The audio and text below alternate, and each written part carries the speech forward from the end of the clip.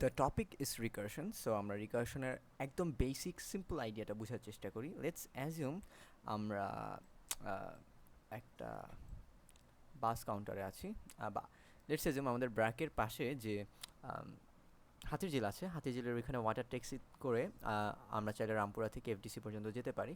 So let's assume কেউ রামপুরা থেকে FDC water ট্যাক্সিতে ঘুরতে যেতে চায়। সো সে একদিন ক্লাসের পর গেল অ্যান্ড গিয়ে দেখলো যে টিকিট কাউন্টারে অনেক ভিড়। লেটস অ্যাজিউম টিকিট কাউন্টার ওইখানে, and he or she is here. Okay, and তার সামনে অনেকগুলো মানুষ। লেটস অ্যাজিউম এটা তার সামনে একজন, এরকম করতে অনেকজন মানুষ। অ্যান্ড এইখানে আরেকজন মানুষ যে এখন টিকিট নিবেন এখান থেকে, তার আগে আরও একজন মানুষ। ওকে, সো ইভেন তোমার পিছেও আরও মানুষ আছে। লেটস অ্যাজিউম, বাট এনিওয়ে তুমি এখানে। সো তোমার জানতে ইচ্ছা হলো যে আসলে আমার সামনে অ্যাকচুয়ালি কতজন আছে সেটা আমি ক্যালকুলেট করতে চাই। এখন তুমি যদি লাইন থেকে বের হয়ে যাও, তাহলে তোমার পক্ষে সম্ভব। সো তোমার এখন প্রয়োজন তোমার সামনে টোটাল কতজন আছে সেটা গণনা করা। এখন তুমি যদি লাইন থেকে বের হয়ে এসে গুনো, তাহলে তোমার পিছে যে আছে সে তোমাকে তোমার পজিশনে যেতে নাও দিতে পারে, বলতে পারে যে না ভাই আপনি লাস্টে যেয়ে দাঁড়ান। সো এটা তো একটা সমস্যা। এই সমস্যাটা সমাধান করার জন্য তুমি একটা খুব সুন্দর আইডিয়া বের করলা। তুমি চিন্তা করলা যে আমি আমার সামনের জনকে বলি ভাই আপনার সামনে কতজন আছে সেটা ক্যালকুলেট করে আমাকে জানান। দেন তোমার সামনে যে আছে তার সামনে লেটস অ্যাজিউম এক্স পরিমাণ মানুষ আছে। দেন সে অ্যান্সার দিল যে ভাই আমার সামনে এক্স জন আছে। দেন তুমি বলো আচ্ছা এক্স তো আপনার সামনে আছে, বাট আমার সামনে তো এক্স প্লাস আপনি আছেন, so x plus one. So this is the answer. So এইভাবে রিকার্শন কাজ করে। আমরা যদি আরও একটু চেষ্টা করি ভেঙে দেখার এটা অ্যাকচুয়ালি কীভাবে হবে, তুমি তোমার সামনের জনকে বলবে, তোমার সামনের জন তার সামনের জনকে বলবে, এভাবে করতে করতে করতে করতে সো অন অ্যান্ড ফোর্থ যেতে থাকবে। দেন দেখা যাবে যে লাস্টের আগের জন এই কথাটা শুনবে, দেন সে তার সামনের জনকে বলবে। অ্যান্ড তার সামনের জন দেখছে আসলে তার সামনে কেউ নাই। সো সে কি কাউকে আর আস করবে? সে আস করবে না, সে ডাইরেক্ট একটা অ্যান্সার রিটার্ন করবে, বলবে ভাই আমার সামনে 0 জন আছে। অ্যান্ড তাকে যে কথাটা বলেছে সে জানবে তার সামনে একজন আছে, কারণ 0+1। তাহলে উনার পিছে যে আছে সে বলবে আচ্ছা ঠিক আছে আমার সামনে আছে 1+1, অর্থাৎ লেটস এজুম এখানে কেউ আছে, সো তার সামনে এই যে 1+1, এই যে দুইজন।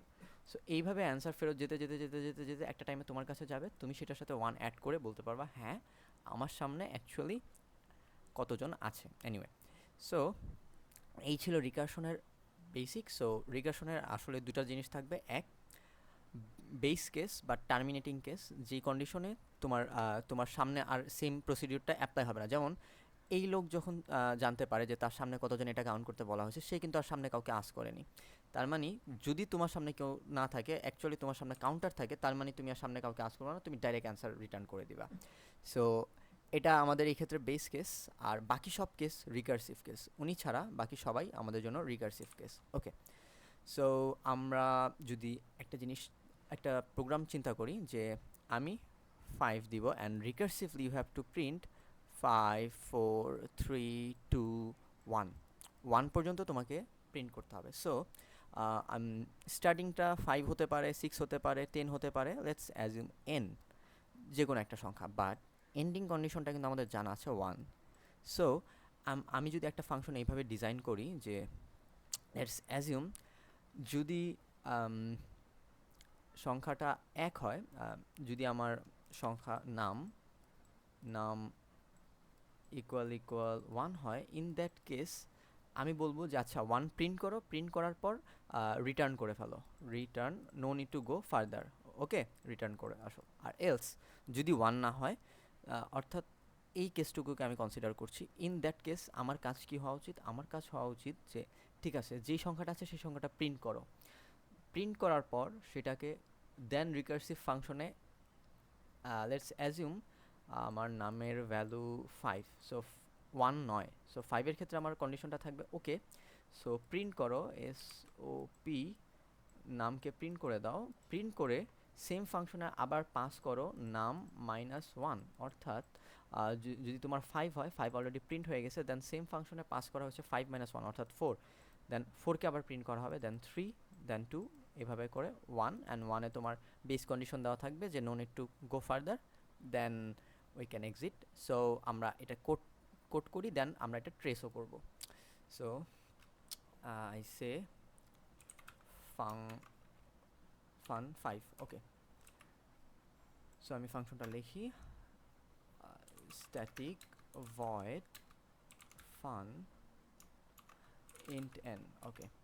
সো আমি আমার বেস কেস দিচ্ছি, base case if n equal 1, then we say system out println n, then break, okay.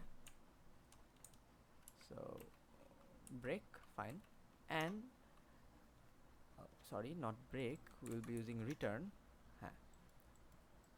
So এখন আমার বেস কেস রিকার্সিভ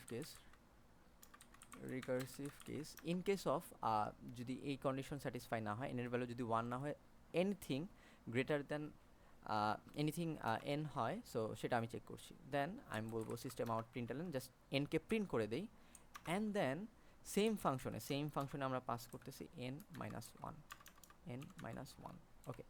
সো এখন আমরা যদি রান দিই এনের ভ্যালু 5 দিয়ে, সো আমরা দেখতে পাচ্ছি যে 5 4 3 2 1। এবার এনের ভ্যালু যদি আমি 15 দেই, ইন দ্যাট কেস আমরা দেখতে পাবো 15 14 13 এরকম করতে করতে 1 পর্যন্ত প্রিন্ট হয়েছে। সো এক একজন বেস কেস এক একভাবে চিন্তা করতে পারে না। কেউ যদি বলে যে না বেস কেস 0 হবে, ইন দ্যাট কেস আমি কোনো কিছু প্রিন্ট করবো না, জাস্ট রিটার্ন করবো, দেন ওইটাও right, we can see same output.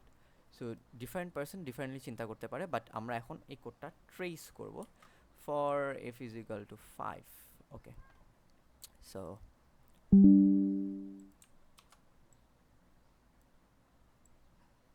Okay, so first of all আমার এখান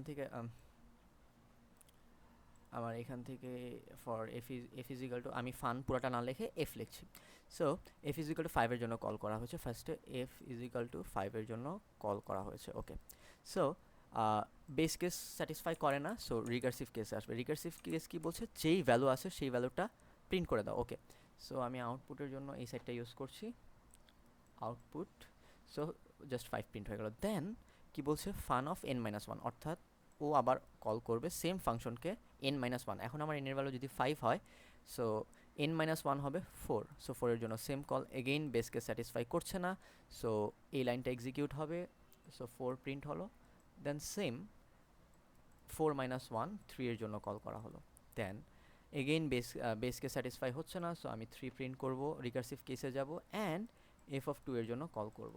দেন same thing again base case satisfy করছে না, সো 2 প্রিন্ট হবে, দেন এফ অফ 1 প্রিন্ট হবে। এখন এফ অফ 1 যখন কল করবে তখন আমাদের বেস কেস এগেইন স্যাটিসফাই হচ্ছে না, আমরা 1কে প্রিন্ট করব যেহেতু রিকার্সিভ কেসে যে জিনিসটা আছে, অ্যান্ড এফ অফ 0 এর জন্য কল করব, কল করব। এখন এফ অফ 0 কিন্তু আমার বেস কেস স্যাটিসফাই করছে। যখন n is equal 0, then return, অর্থাৎ no need to go further, just return.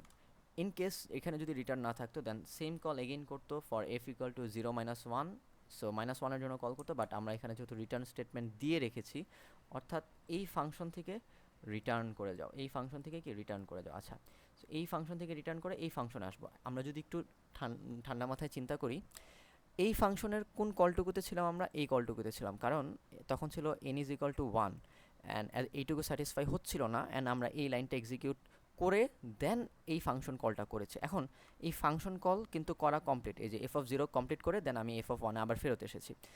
দেন এই লাইনের পর আর কি কোনো লাইন আছে না, সো তাহলে কি আর কোনো ইনস্ট্রাকশন কমপ্লিট করতে হবে না, তাহলে আমি এফ অফ 1 এর যেই ফাংশন কল ছিল সেটার থেকেও বাইরে চলে আসলাম। তো এগেইন বাইরে যদি চলে আসি, that's mean okay K call করেছিল তার কাছে ফেরত যাবে, ওকে কল করেছিল f of 2, okay. So f of 2 এরও same call done, no more instruction, so ও রিটার্ন করবে এফ অফ 3-কে, এফ অফ 3 যাবে এফ অফ 4 এর কাছে, but they are not returning anything, এভাবে করে তারা শেষ পর্যন্ত চলে যাবে। সো এটা ছিল আমাদের basic and tracing of our recursive code. Thank you.